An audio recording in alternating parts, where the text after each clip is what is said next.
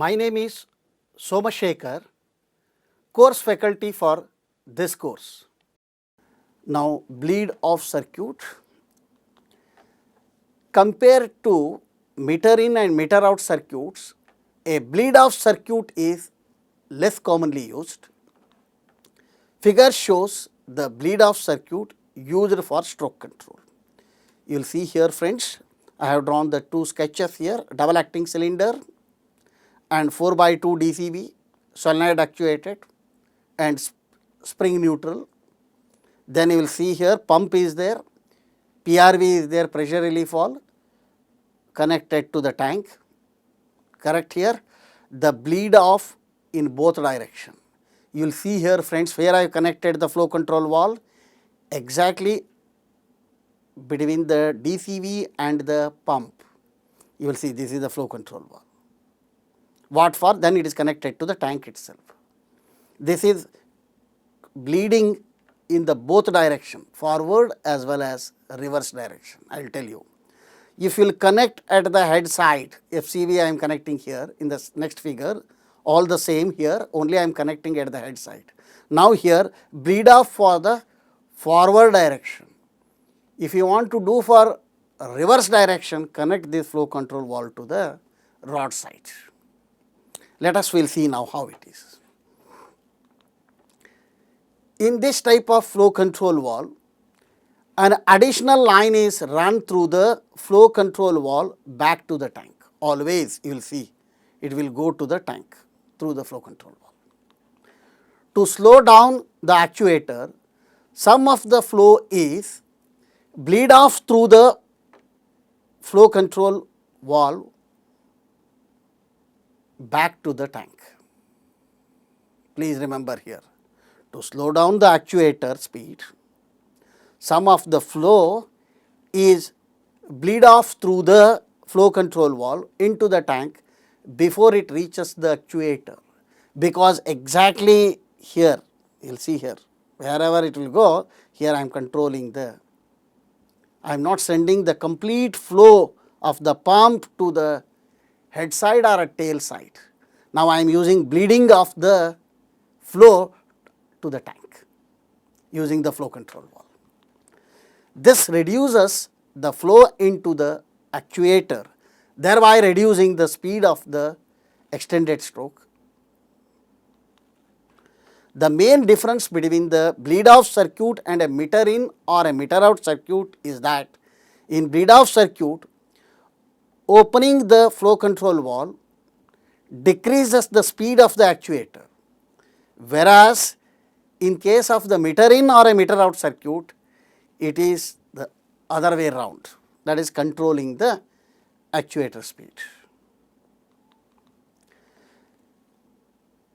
Besides generating the less heat, a bleed off circuit can also be more economical than the meter in or a meter out circuit.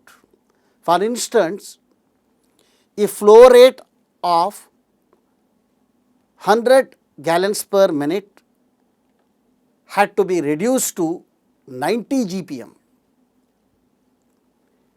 a 90 GPM flow control valve would be needed in a meter in circuit,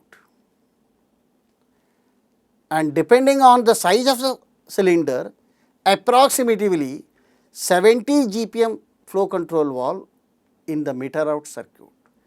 Please see here, friend, if the flow rate 100 GPM has to reduce to 90 GPM, what we are doing now, if you are controlling using the meter in, the flow control valve you have to select 90 GPM, meter out 70 GPM, whereas in the bleed off circuit, a 10 GPM flow control valve could be used. Even with these apparent advantages, the bleed off circuit is not very popular flow control circuit. This is because a flow control in a bleed off arrangement only indirectly controls the speed of an actuator. It can precisely meter flow to the tank, but if leakage through the various system components increases, actuator speed will decrease. A bleed-off circuit can be used in any applications where a precise flow regulation is not required and where the load offers a constant resistance, as in reciprocating grinding tables, honing operations and vertically lifting a load. Now, we will move on to the flow dividers.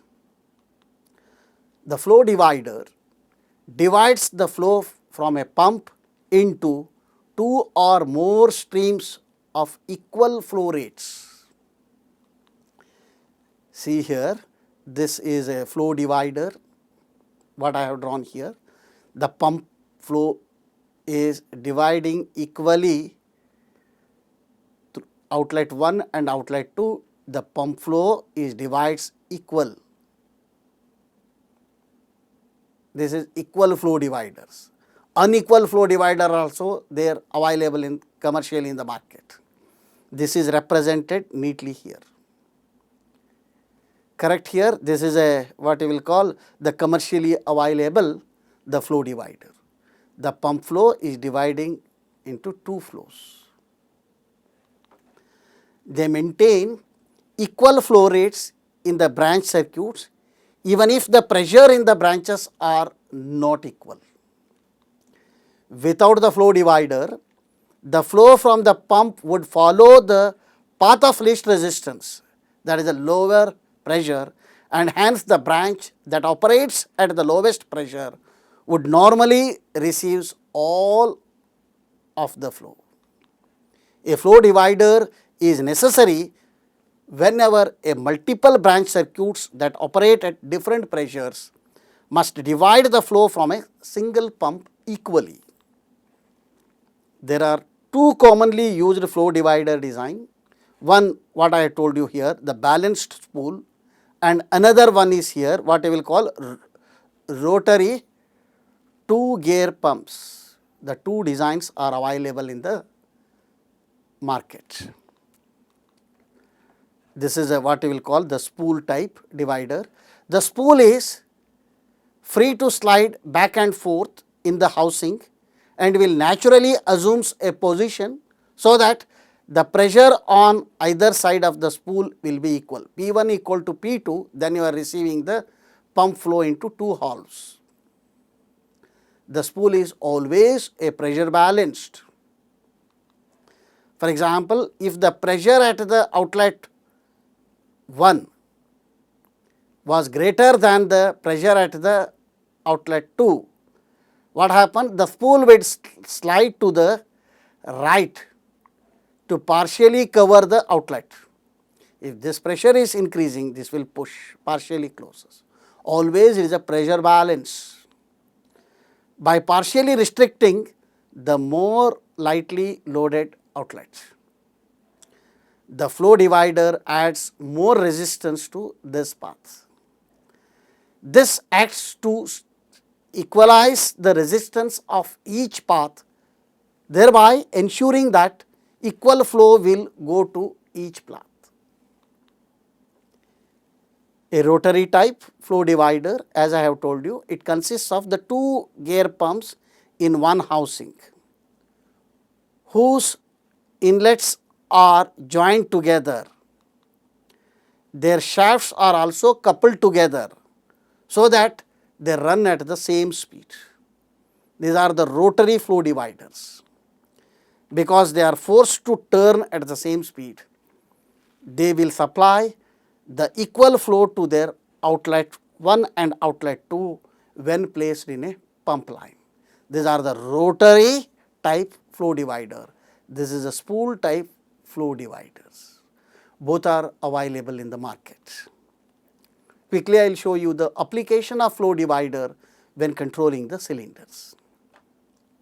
Here you will see friends, here two vertical cylinders are there parallelly connected to the, what is this? Can you please tell me? 4x3 tandem center, solenoid actuated, spring centered valve, correct? 4x3 it is. It is connected to the flow divider here, then pump and tank. then each branch circuit PRV1 and PRV2, because they will receive the flow equally or unequally based on the requirement. Here the cylinders, synchronization of the two cylinders are required, that time I am using the flow dividers. This type of circuit is used whenever two cylinder must move simultaneously and at the same speed. I want to move up and down at the same speed. The circuit shown in figure is just two cylinders connected in parallel with a flow divider 50-50 placed between the pump and the two cylinder circuit branches. With this configuration, the cylinder may be operated together or one at a time based on the DCB which one you are using. Each branch will receive half the pump flow in all situations because it is a 50-50 flow divider. Notice that each branch circuit shown in figure is equipped with the PRV, pressure relief valve. This is necessary because the two branches will not operate at the same pressure and should therefore be protected independently from the excessive pressure. Then motor, similar to this application of divider, now here 50-50 flow divider, I am connecting to the bidirectional motors here. The flow divider can also be used to split the flow in the motor circuit. A circuit such as this could be used to divide the two conveyors at the same speed. Again, the flow divider is necessary because the loads on the conveyors will never be exactly the same. The motors will most likely not operate in the synchronization without the flow divider. Quickly I will give you some lights on the flow dividers. Flow dividers discussed as of now are known as proportional flow dividers because they divide the pump flow into two fixed portions, usually 50% and 50%. Other than 50-50 flow dividers, a 75-25 flow dividers are also seen commercially, in which 75% of the flow to one outlet, 25% of the flow to the other outlet is possible. So, the flow divider splits the pump flow equally or unequally for independent operation of two cylinders, which may be the same or different bore or stroke or a pressures. So, these are also known as a priority flow divider that divide the pump flow into two branch flows. These valves do not divide the flow into two fixed proportions. Instead, they have the priority outlet that always receives the flow and a secondary outlet that receives the flow only when the priority flow demand is met. Priority flow dividers are used in hydraulic systems in which one branch of the system contains essential function that must be performed, while the other branch contains a less vital functions. After knowing these flow dividers, when we are buying the any flow control valves, whether it is a needle valve or a choke valve or a pressure compensated valve or a pressure temperature compensated valve or a flow dividers all, we must consider some of the following specifications. What are those? Like DCV and PCVs, FCVs are available inline, subplate and a cartridge mounting types. As is the case with all hydraulic components, FCV manufacturers will provide the specifications as maximum pressure,